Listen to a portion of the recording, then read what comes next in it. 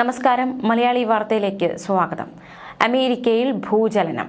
അമേരിക്കയിലെ അലാസ്ക തീരത്താണ് ശക്തമായ ഭൂചലനം ഉണ്ടായിരിക്കുന്നത്. റിക്ടർ സ്കെയിലിൽ 7.3 തീവ്രത, അതായത് അതിതീവ്രത രേഖപ്പെടുത്തിയ ഭൂകമ്പമാണ് അമേരിക്കയിലെ അലാസ്കയിൽ ഇപ്പോൾ ഉണ്ടായിരിക്കുന്നത്. ഇന്ത്യൻ സമയം പുലർച്ചെ 2 മണിയോടെയാണ് ഇത്തരത്തിൽ അലാസ്കയിൽ ഭൂചലനം അനുഭവപ്പെട്ടത്.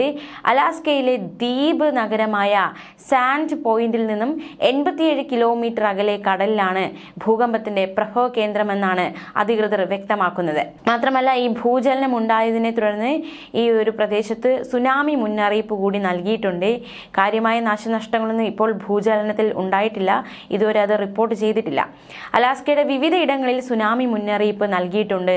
ഈ ഭൂചലനം ഉണ്ടായതിന് പിന്നാലെ വളരെ ജാഗ്രതയോടെ, ഭയത്തോടെ, ആശങ്കയുടെ മണിക്കൂറുകളിലൂടെ അമേരിക്കൻ ജനത കടന്നു പോകുന്ന സാഹചര്യമാണ് നിലവിൽ ഉള്ളത്. സാൻഡ് പോയിന്റ് നഗരത്തിന് 87 കിലോമീറ്റർ തെക്കാണ് ഭൂകമ്പത്തിന്റെ പ്രഭവ കേന്ദ്രം. ഭൂകമ്പത്തെ തുടർന്ന് ചില ആഘാതങ്ങൾ, തീർച്ചയായിട്ടും ഈ ഭൂചലനം അതിനോടനുബന്ധിച്ച് ചില ഒരു ആഘാതങ്ങൾ അത് ഉണ്ടാകും എന്ന് തന്നെയാണ് അധികൃതർ മുന്നറിയിപ്പ് അല്ലെങ്കിൽ ഒരു നിർദ്ദേശമായി നൽകിയിരിക്കുന്നത്. ഭൂകമ്പ സാധ്യതയുള്ള പ്രദേശം കൂടിയാണ് അലാസ്ക എന്നതാണ് ഏറ്റവും ശ്രദ്ധേയവും ഗൗരവകരമായിട്ടുള്ള കാര്യം. 1964 മാർച്ചിൽ വടക്കേ അമേരിക്കയിൽ രേഖപ്പെടുത്തിയതിൽ വെച്ച് ഏറ്റവും ശക്തമായ ഭൂകമ്പം, അതായത് 9.2 തീവ്രത രേഖപ്പെടുത്തിയ ഭൂകമ്പം അലാസ്കയിൽ ഉണ്ടായ സംഭവം അമേരിക്കൻ ജനതയെ ഇപ്പോൾ ആ ഒരു റിപ്പോർട്ടൊക്കെ അവരെ ഭയപ്പെടുത്തുന്നുണ്ട്. 1964 ആ ഒരു ഭൂചലനം, അന്ന് കനത്ത നാശനഷ്ടമാണ് പ്രദേശത്ത് സംഭവിച്ചത്. അലാസ്ക ഉൾക്കടൽ, അതുപോലെ തന്നെ അമേരിക്കയുടെ പടിഞ്ഞാറൻ തീരത്തും ഹവായ് എന്നിവിടങ്ങളുമാണ് അന്ന് സുനാമി ഉണ്ടായത്. ഭൂകമ്പത്തിലും സുനാമിയിലും 250-ലധികം ആളുകളാണ് അന്ന് മരിച്ചത്. 2023 ജൂലൈയിൽ 7.2 തീവ്രത രേഖപ്പെടുത്തിയ ഭൂകമ്പം ഉണ്ടായി. പക്ഷേ വലിയ രീതിയിലുള്ള നാശനഷ്ടങ്ങളൊന്നും തന്നെ റിപ്പോർട്ട് ചെയ്തിരുന്നില്ല. എന്തായാലും നിലവിൽ ഇപ്പോൾ ഒരു ഭൂചലനം ഉണ്ടായിരിക്കുന്നു. അതിന് പിന്നാലെ സുനാമി മുന്നറിയിപ്പ് കൂടി നൽകിയിരിക്കുന്നു. ജനമെല്ലാം വളരെ ആശങ്ക നിറഞ്ഞ, നെഞ്ചിടിപ്പ് നിറഞ്ഞ മണിക്കൂറുകളിൽ കൂടി കടന്നു പോകുന്ന സാഹചര്യമാണ് നിലവിലുള്ളത്. അമേരിക്കയിൽ അപകടകരമായ സുനാമിക്ക് സാധ്യതയുണ്ട് എന്നാണ് ഹൊണോലുലുവിലെ സുനാമി മുന്നറിയിപ്പ് കേന്ദ്രം അറിയിച്ചിരുന്നത്. അതേസമയം നേരത്തെ ഇവിടെ സുനാമി മുന്നറിയിപ്പൊക്കെ നൽകിയിട്ടുണ്ട് എന്നത് ഏറ്റവും ശ്രദ്ധേയമാണ്. അമേരിക്കയിൽ അപകടകരമായ സുനാമിക്ക് സാധ്യതയുണ്ട് എന്ന് ഹൊണോലുലുവിലെ സുനാമി മുന്നറിയിപ്പ് കേന്ദ്രം അറിയിപ്പ് നൽകിയിട്ട് മണിക്കൂറുകൾ ശേഷം ആ മുന്നറിയിപ്പ് പിൻവലിക്കുന്ന സംഭവങ്ങൾ നേരത്തെ റിപ്പോർട്ട് ചെയ്യപ്പെട്ടിട്ടുണ്ട്. അമേരിക്കയിലെ കാലിഫോർണിയ തീരത്തുണ്ടായ ശക്തമായ ഭൂചലനം, അന്നത് കാലിഫോർണിയയെ ഒന്നടങ്കം നടുക്കിയ ഒരു ഭൂചലനമായിരുന്നു. പിന്നീട് കാലിഫോർണിയ, അതുപോലെ തന്നെ ഒറിഗോൺ തീരപ്രദേശങ്ങളിൽ സുനാമി മുന്നറിയിപ്പ് നൽകുന്ന സാഹചര്യമുണ്ടായി. ഇത്തരത്തിൽ സുനാമി മുന്നറിയിപ്പ് നൽകുന്നത് ഇതാദ്യമായിട്ടല്ല. നേരത്തെയും പലയിടങ്ങളിൽ ഇത്തരത്തിൽ സുനാമി മുന്നറിയിപ്പ് നൽകിയിട്ടുണ്ട്. ഒറിഗോൺ അതിർത്തിക്കടുത്തുള്ള തീരദേശ ഹംബോൾട്ട് കൗണ്ടിയിലെ ഒരു ചെറിയ നഗരമായ ഫെൻഡെയിൽ പ്രാദേശിക സമയം രാവിലെ 10:44 റിക്ടർ സ്കെയിലിൽ 7.0 തീവ്രതയിൽ ഭൂചലനം രേഖപ്പെടുത്തുന്ന സംഭവം നേരത്തെ ഉണ്ടായിട്ടുണ്ട്.